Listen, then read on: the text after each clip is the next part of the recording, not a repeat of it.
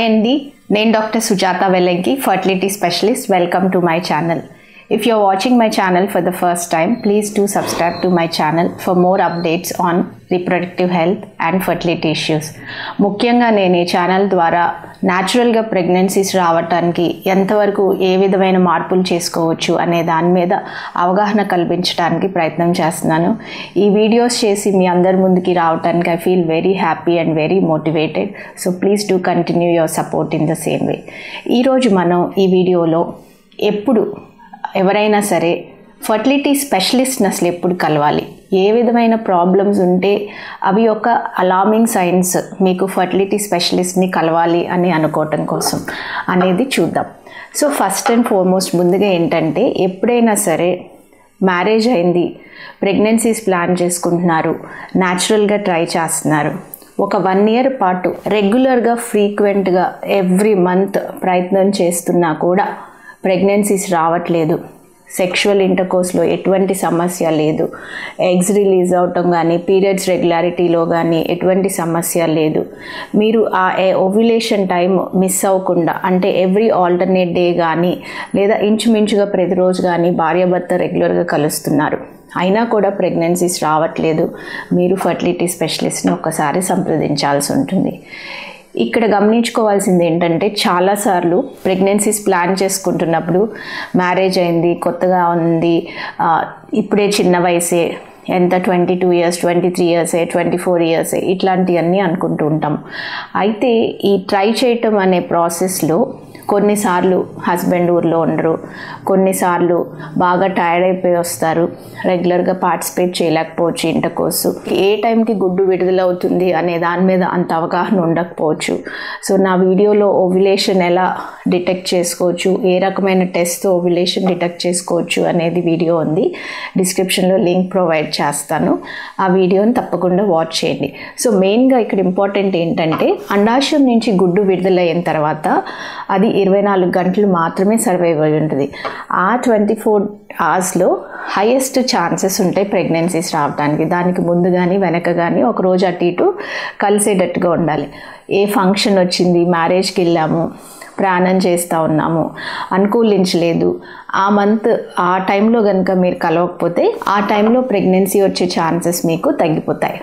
కాబట్టి అటువంటి ఏ అడ్డంకులు లేకుండా ఒక 12 నెలలు 12 months కరెక్ట్గా మీరు ట్రై చేస్తే కనుక 85% మందికి ప్రెగ్నెన్సీస్ వచ్చే ఛాన్సెస్ ఉంటాయి. సో ఈ 85% మందిలో మీరు న్యాచురల్గా ప్రెగ్నెన్సీ వచ్చే ప్రాసెస్లో మీరు ట్రై చేసుకున్నా కూడా ప్రెగ్నెన్సీ రానప్పుడు తప్పకుండా ఫర్టిలిటీ స్పెషలిస్ట్ని కలవాల్సి ఉంటుంది. అదే మీ ఏజ్ 35 years 35 సంవత్సరాలు దాటినట్టయితే, మ్యారేజ్ అయ్యి 6 months అయినా, ట్రై చేస్తూ ఉండి 6 months అయినా కూడా ఫర్టిలిటీ స్పెషలిస్ట్ని కలవాలి. ఏజ్ 35 సంవత్సరాలు దాటిన తర్వాత ఎగ్స్ రిజర్వ్ చాలా తగ్గిపోతుంది. కాబట్టి ఇక్కడ ఎక్కువ కాలం న్యాచురల్గా ట్రై చేద్దాము అని వెయిట్ చేయటం కన్నా, ఆ న్యాచురల్గా ట్రై చేసే ప్రాసెస్ కూడా మీరు ఫర్టిలిటీ స్పెషలిస్ట్ ఆధ్వర్యంలో చేసుకుంటే హైయెస్ట్ ఛాన్సెస్ ఉంటాయి ప్రెగ్నెన్సీస్ రావటానికి. ఇకపోతే ఒకవేళ పీరియడ్స్ ఇందాక నేను పేర్కొన్న విధంగా రెగ్యులర్గా ఉంటే మీరు 1 year ట్రై చేయండి అని చెప్పాను. అదే పీరియడ్స్ ఇర్రెగ్యులర్గా ఉన్నాయి. చాలాసార్లు ఇర్రెగ్యులర్ పీరియడ్స్ అంటే, పీరియడ్స్ ఎలా వస్తున్నాయి అని అడిగినప్పుడు మా పీరియడ్స్ రెగ్యులర్గా వస్తాయి, మంత్ వస్తాయి అని అంటూ ఉంటారు. స్పెసిఫిక్గా నేను అడిగాను అనుకోండి, 28 days వస్తాయా, 30 days వస్తాయా, 35 days వస్తాయా అని. కొంతమంది వాళ్ళ పీరియడ్స్ 35 to 40 days వస్తున్నాయి అని చెప్తారు, కానీ కరెక్ట్గా ఎవ్రీ మంత్ 35 ఎవ్రీ టైం 35-40 daysకి పీరియడ్స్ వచ్చేస్తున్నాయి అంటారు. సో వీళ్ళు ఏమనుకుంటారంటే 35-40 days పీరియడ్స్ కరెక్ట్గా వస్తున్నాయి, డేట్ అనుకున్న డేట్కి వస్తుంది కాబట్టి రెగ్యులర్ అని అనుకుంటూ ఉంటారు. కొంతమంది చిన్నప్పటి నుంచి మాకు పీరియడ్స్ 24-25 daysకి వస్తాయి, కానీ కరెక్ట్గా వస్తాయి, రెగ్యులర్ అనుకుంటారు. పీరియడ్స్ ఇర్రెగ్యులర్ అని ఎప్పుడు చెప్తామంటే, మోర్ దాన్ 35 daysకి ఒకసారి పీరియడ్స్ వస్తున్నా, 21-20 days కన్నా ముందు పీరియడ్స్ వచ్చేస్తున్నా, అంటే ఒకే నెలలో 2 సార్లు పీరియడ్స్ వచ్చినా, లేదా మంత్ దాటిన తర్వాత పీరియడ్ వస్తున్నప్పుడు మనం ఆ పీరియడ్ని ఇర్రెగ్యులర్ అని పరిగణలోకి తీసుకోవాలి. సో ఇట్లా ఇర్రెగ్యులర్గా పీరియడ్స్ వస్తున్నా, 2 monthsకి ఒకసారి 3 monthsకి ఒకసారి పీరియడ్స్ వస్తూ ఉంటాయి. సో ఆ ప్రెగ్నెన్సీ ఏమో చూద్దాము, ఇంకో మంత్ చూద్దాము అని వెయిట్ చేస్తూ ఉంటారు. ఎప్పుడైనా సరే పీరియడ్ 1 month క్రాస్ అయినాక ఖచ్చితంగా ప్రెగ్నెన్సీ టెస్ట్ చేసుకోండి. ప్రెగ్నెన్సీ టెస్ట్ నెగిటివ్ ఉన్నప్పుడు అది ప్రెగ్నెన్సీ అయ్యే ఛాన్సెస్ని మీరు పోనీ ఒక 1 వీక్ ఆగి మళ్ళీ రీటెస్ట్ చేసుకోండి. అట్లా ఎవ్రీ టైం జరుగుతుంది. ఎవ్రీ టైం 2 నెలలకి 3 నెలలకి పీరియడ్స్ వస్తుంటే కూడా మనం దాన్ని ఇర్రెగ్యులర్ పీరియడ్స్ కింద పరిగణలోకి తీసుకోవాలి. సో మీకు పీరియడ్స్ అనేవి 30-35 డేస్ లోపు రాకుండా లేటుగా వస్తున్నప్పుడు అండాశయం నుంచి గుడ్డు విడుదల అవ్వడానికి సమస్యలు ఉండే అవకాశం ఉంటాయి. అట్లానే పీరియడ్స్ షార్ట్ సైకిల్స్ 24-25 డేస్కి పీరియడ్స్ వస్తున్నప్పుడు గుడ్డు నాణ్యత తగ్గుతుంది అనే దానికి అది సూచన కింద మనం పరిగణలోకి తీసుకోవచ్చు. ఇటువంటి సమస్యలు ఉన్నప్పుడు మీరు ఫర్టిలిటీ స్పెషలిస్ట్ని వెంటనే కలవాల్సి ఉంటుంది. ఇప్పుడే మ్యారేజ్ అయింది, వయసు 23 ఇయర్సే 25 ఇయర్సే చిన్న వయసే అని డిలే చేయకుండా ఇట్లాంటి లక్షణాలను కనుక మీరు గుర్తిస్తే వెంటనే మనం ఫర్టిలిటీ స్పెషలిస్ట్ని కలిసినట్టయితే as a fertility specialist we will advise you. అది ఎగ్స్ తక్కువగా ఉంటే మనం ముందుగానే కనుక్కుని ఆ ఎగ్ క్వాలిటీ పెరగటానికి అనుకూలంగా మనం మెడికేషన్స్ ఇవ్వడానికి అవకాశం ఉంటుంది. సో అన్నీ తగ్గిపోయిన తర్వాత మనం ఫర్టిలిటీ ట్రీట్మెంట్స్కి వెళ్ళే కన్నా ఫర్టిలిటీ స్పెషలిస్ట్ ఆధ్వర్యంలోనే మీరు న్యాచురల్గా కూడా ట్రై చేయడానికి అవకాశం ఉంటుంది.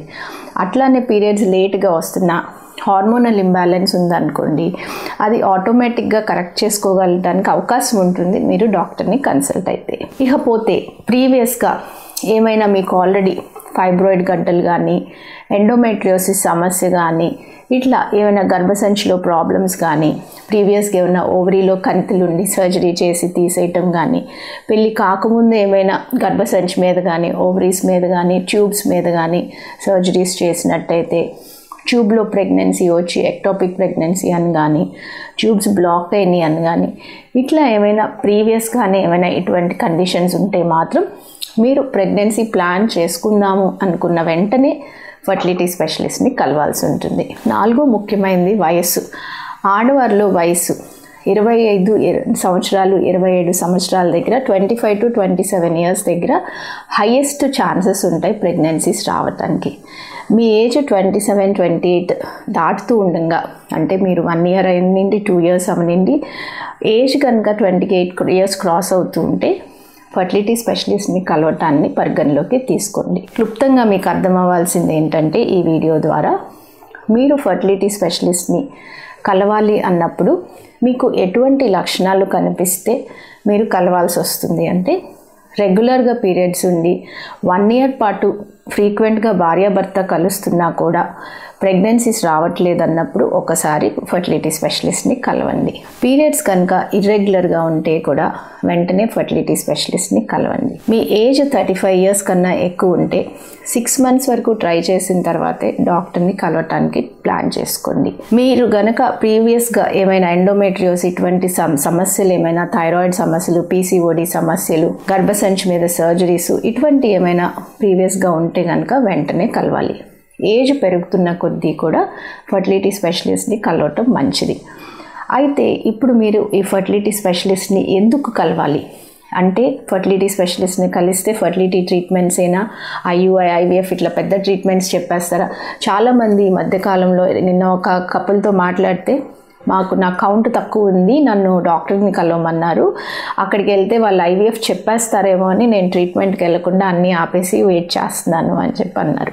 సో ఇట్లా మీ ట్రీట్మెంట్స్ కానీ అవకాశాలను కానీ డిలే చేసుకోమాకండి. ఫర్టిలిటీ స్పెషలిస్ట్ దగ్గరికి వెళ్ళినప్పుడు మీ ఇద్దరిది కూడా ఆడవారిలో స్కాన్ బ్లడ్ టెస్ట్ ఏమైనా సమస్యలు ఉన్నాయా అనేది క్లియర్ చేసుకోవచ్చు. మగవారిలో స్పర్మ్ కౌంట్ ఎలా ఉంది, కదలికలు ఎలా ఉన్నాయి కరెక్ట్ చేసుకోవచ్చు. వీటిలో ఏదైనా ప్రాబ్లం ఐడెంటిఫై అయితే దాన్ని సింపుల్ లైఫ్ స్టైల్ ఫ్యాక్టర్స్ కొద్దిగా సప్లిమెంట్స్ అట్లా ఒక 2-3 మంత్స్ మీరు డాక్టర్ పర్యవేక్షణలోనే ఉండి మీరు ఫర్టిలిటీ అధిగమించి ప్రెగ్నెన్సీస్ ప్లాన్ చేసుకోవడానికి అవకాశం ఉంటుంది. మనం ఏమీ చేయకుండా ఒక ప్రాబ్లం ఉన్నప్పుడు ఇంట్లోనే ఉంటే కనుక దానికి పరిష్కారం జరగవచ్చు, కానీ ఎక్కువ టైం పట్టే అవకాశం ఉంటుంది. ఆ టైంని తగ్గించుకోవాలి అంటే దానికి ఎక్స్పర్ట్ గైడెన్స్ అవసరం పడుతుంది. కాబట్టి ఆ ఎక్స్పర్ట్ అడ్వైస్ కోసం మీరు ఫర్టిలిటీ స్పెషలిస్ట్ని కలవండి. I hope you like this video. And if you want or plan to have a consultation with me, you can plan an online consultation. Link is provided in my description. Thank you very much for watching.